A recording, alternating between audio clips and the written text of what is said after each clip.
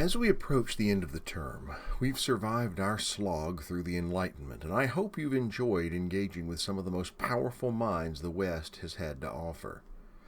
These minds initially set themselves up to understand the ways in which God engages in His world, and gradually they came to reject God Himself in favor of making a God out of themselves.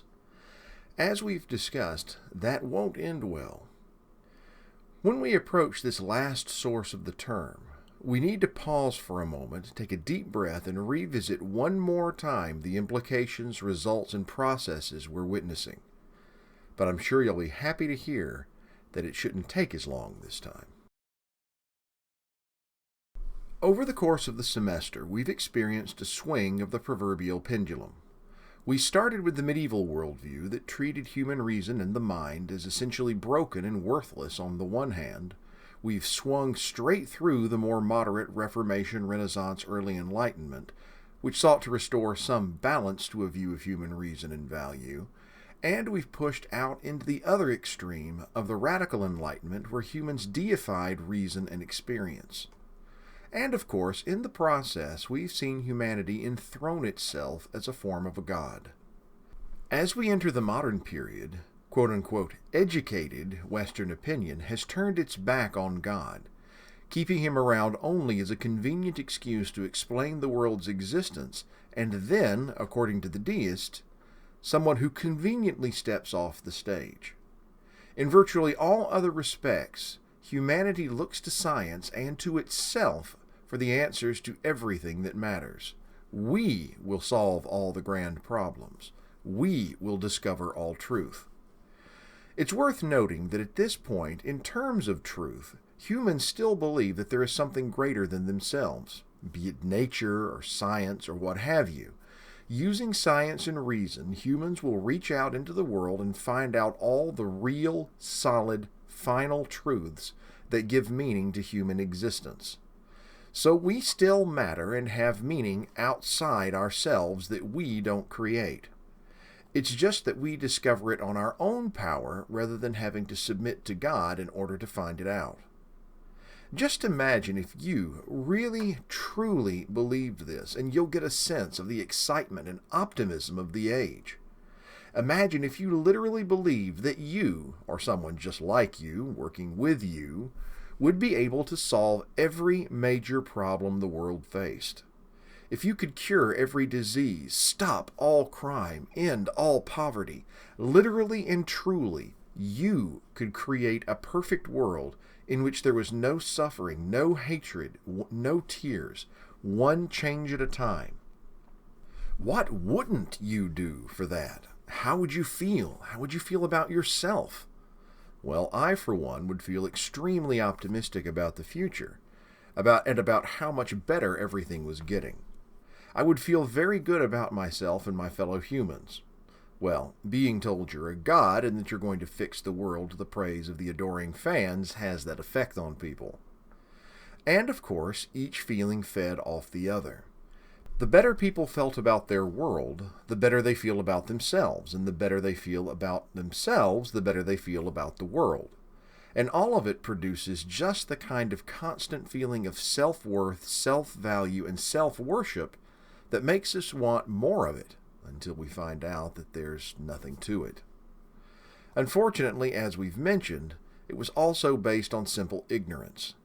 And one thing the rationalists and empiricists definitely got right is that ignorance isn't a great foundation upon which to build a life or a society.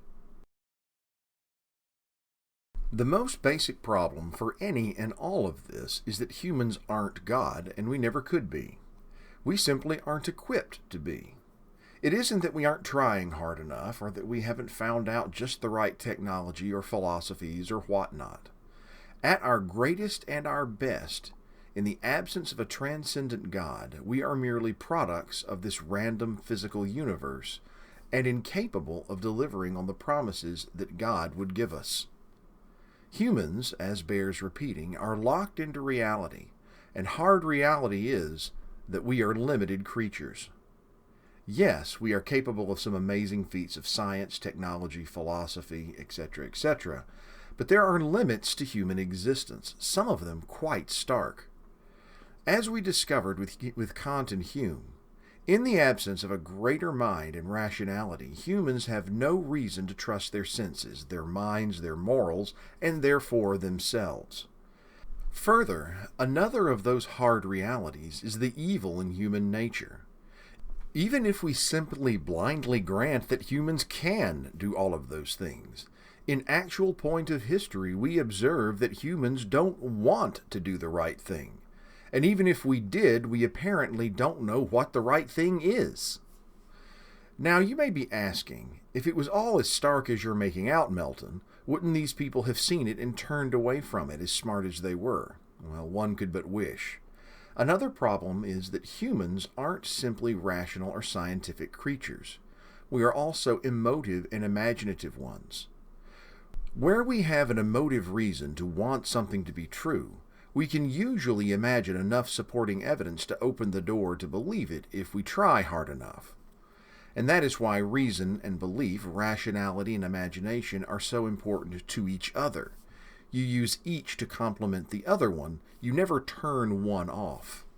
Anyway, humans, if they so choose, and if they build up a large enough cushion of technology, can believe all manner of complete nonsense for a very, very long time. The end result is that not all bad ideas bear fruit immediately.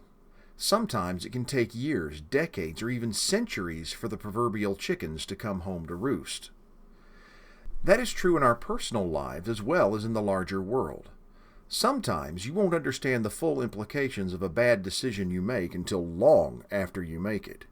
Then, looking back, you have a moment of realization and say, "Oh." It's going to take about a century for these bad ideas to really play themselves out. The end result is, perhaps best described from our perspective, as watching a train wreck in slow motion. Given all that we've seen in history, everything we know that they didn't know then, we can see the wreck coming, and we know how horrifically destructive it will be.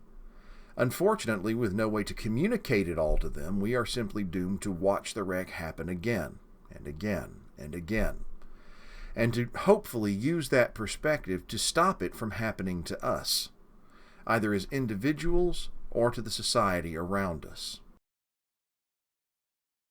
And that brings us to our time with the man who might be called the wisest dunderhead who ever lived, King Solomon of Israel. You know the story. The son of the great King David, Solomon asked God for wisdom, and he received it, along with power and riches. Then, even as he constructed the Lord's temple and wrote the brilliant psalms, he foolishly squandered his life on wine, women, and song, leaving behind a spoiled brat of an heir who flushed the unified kingdom straight down the toilet within months of becoming king. We look at Solomon and we can't help but wonder, how can a man so wise be so stupid? The answer is quite simple. All the intelligence in the world doesn't account for wrong desires. If you want something bad enough, and for Solomon that was wine, women, and song, you'll find a way to justify it to yourself, just like the Enlightenment did. I'm certain his wisdom told him the futility of everything he was doing, but he did it anyway. Wisdom is only useful if you listen to it and act on it. When you have it, stare it in the face and walk away from it, it does you no good whatsoever. That's a big part of the story of Solomon, and not coincidentally, the Radical Enlightenment and ensuing modern period. Solomon is, therefore, a good microcosm of the final fate of both. He had a reliable testimony in Scripture and an accumulated wisdom available to him, but for various reasons he chose to depart from them and to try to build his life on himself, on human experience, human rationality, and human endeavor, just like the Enlightenment. Of course, he was building all of this specifically on his experience, rationality, and works as opposed to some grand idea of society, but the result is the same. The difference is that with all his wisdom, Solomon didn't have to wait 100 years to figure out that all is vanity. He saw the end and he recognized the results during his own lifetime, and he abandoned it for the fool's errand that it was. He's like many of us. he has to find out the hard way. But in the wreck, as we'll see, Solomon also eventually found hope.